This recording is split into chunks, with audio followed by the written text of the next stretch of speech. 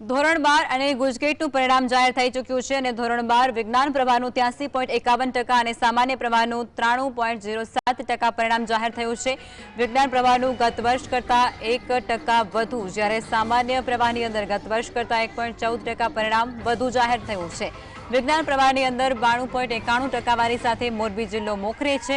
ગત વર્ષે પણ આ જિલ્લાએ બાજી મારી હતી તો સામાન્ય પ્રવાહની અંદર અંગ્રેજી માધ્યમમાં 93.97% પરિણામ જ્યારે ગુજરાતી માધ્યમનું 93.7% પરિણામ આવ્યું છે।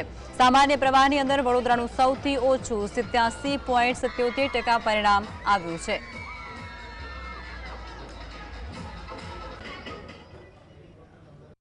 ધોરણ 12 વિજ્ઞાન પ્રવાહનું પરિણામ 83.51% છે।